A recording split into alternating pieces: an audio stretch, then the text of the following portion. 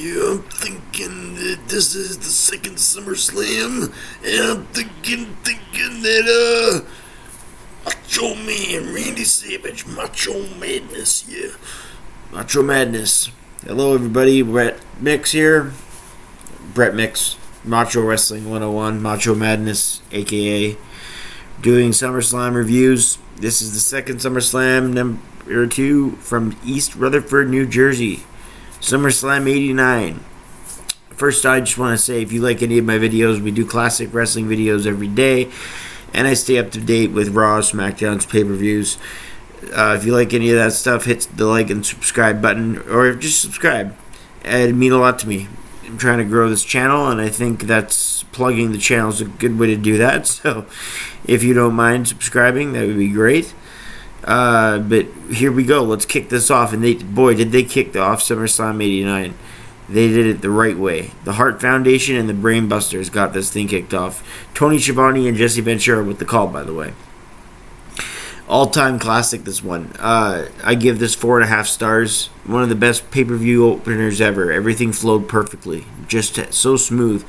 Brett did things in this match like selling and taking bumps.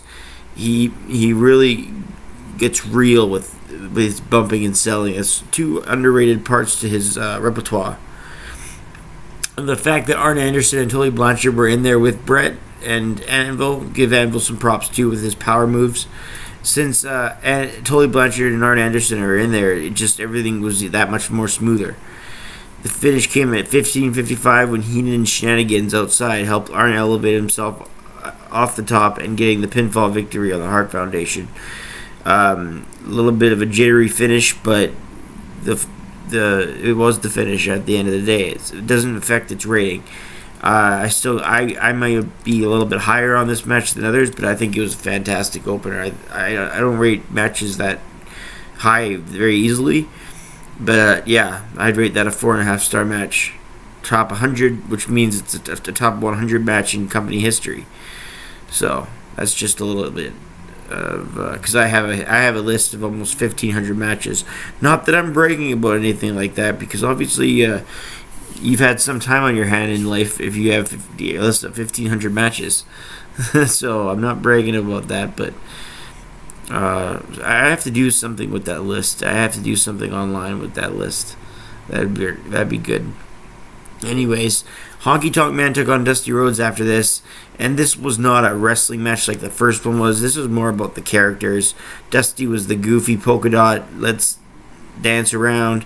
Honky Tonk Man was the Elvis impersonating heel that everyone hated. And it was just character versus character work here, playing off the crowd. You're not going to get catch as catch can wrestling here. You're not going to get a scientific wrestling match with technical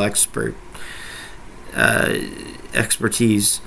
You're not going to get anything like that here. And you didn't. So, if you were expecting that, tough luck. 3/4 of a star I gave it. It didn't resemble wrestling, but as I said, it was about something else. Next up, we had Mr. Perfect and the Red Rooster. This is interesting because the person that the WWF was thinking about giving the Mr. Perfect gimmick to, I kid you not, was the Red Rooster, Terry Taylor himself. That's who the WWF wanted to be Mr. Perfect. I think they picked the right person to be Mr. Perfect, Curt Hennig. Could you imagine if Curt Hennig had to be the Red Rooster and the Red Rooster had to be Mr. Perfect?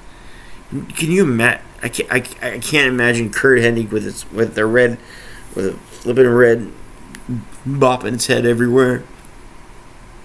I couldn't imagine Curt Hennig doing that, and I couldn't imagine the Red Rooster being perfect at everything. I couldn't see that either. So it's a good thing they did what they did. Little bit of brawling outside the ring, and Mr. Perfect won with the Perfect Plex at 3:21. I gave this 3/4 of a star just because, Mr. Perfect's in it, and he had some good wrestling. Rougeau's and Rick Martel versus Tito Santana and the Rockers. So here they had a fast hot tag match, 6-man. It's a schmozzery. You get a lot of action. There was pretty good selling in this match for a match that's a schmoz, but it's just a 6-man tag. There's a lot of action going on all at once. Martel pins Jannetty at 14:57 after some happenings behind the official when two managers were out there. Yeah, you had Slick out there and Jimmy Hart. So two managers too many, and you knew the finish like that was going to happen. I gave it 2 stars and a quarter.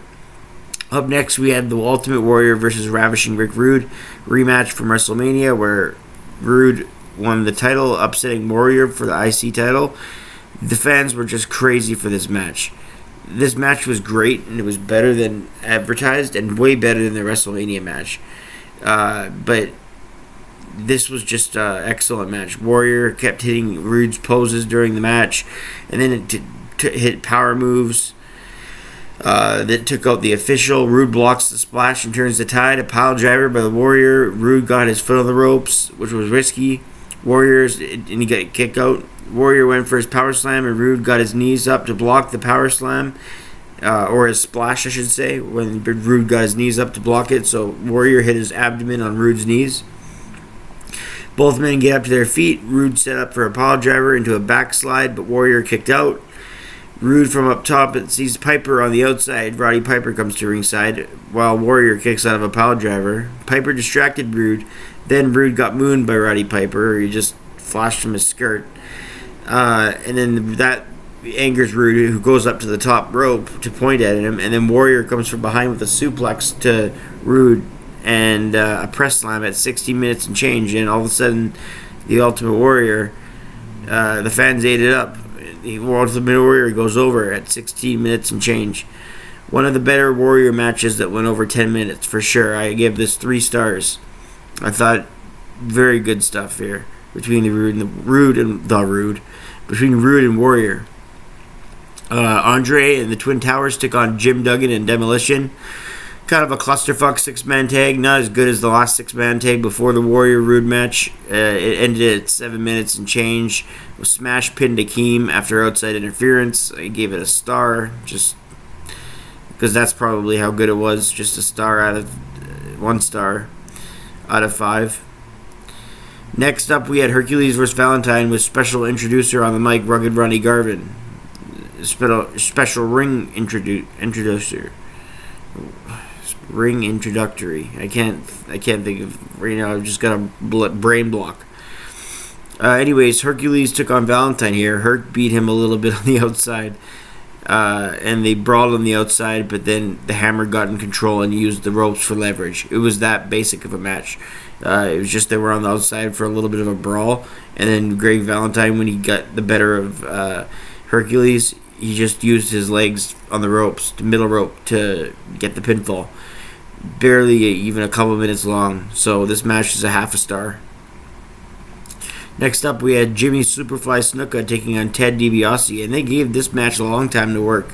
It felt like a long time anyway. It ended at 6:04, but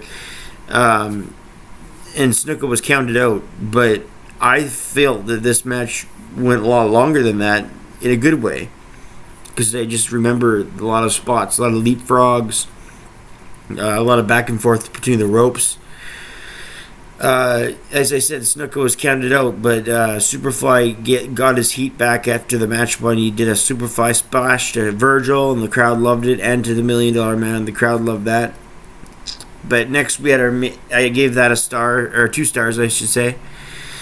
Next up is the main event. We had Savage and Zeus with Sensational Sherry versus Hogan and Beefcake with Elizabeth, but Elizabeth didn't come right away. She came after Hogan down to the ringside.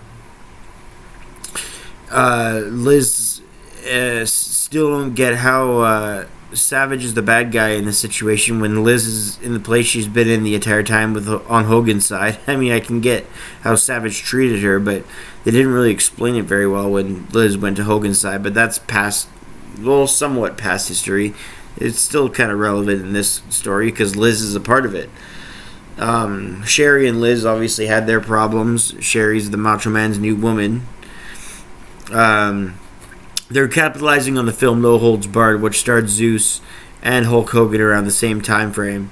So that's what this match is. They're just trying to make it real life out of something that was real life. It's like real playing on work, playing on real, which plays on a work that's not real.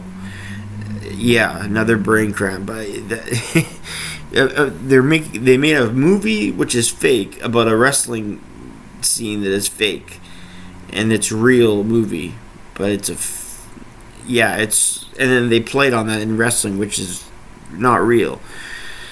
So it's like a paradox. It just keeps going. Anyway, this match actually worked very well. I was surprised. Brutus Beefcake and Hogan actually did a lot of good stuff in there with Zeus and Savage. Zeus held his own. When Zeus and Hogan had their square off, the crowd was going nuts. The Macho Man did good work with Beefcake in there. Hogan's leg dropped to win the match. And then after the match, Liz slaps Sherry. Brutus dances around. Hogan clips off Sensational Sherry's hair and then puts it on his bald spot. Yeah, it's that crazy. I gave that match 3 stars. Overall, I give this event a 5 out of 10. I think there's a lot of filler overall, but the Warrior Rude match and the Hart Foundation Brainbusters with the OK main event gives this pay-per-view a passing grade. But there was just a lot of filler overall in the other parts. Anyways, that's SummerSlam 89. Hit like and subscribe if you haven't already, and we'll be back for SummerSlam 90. I'm Brett Mix, and I'm out.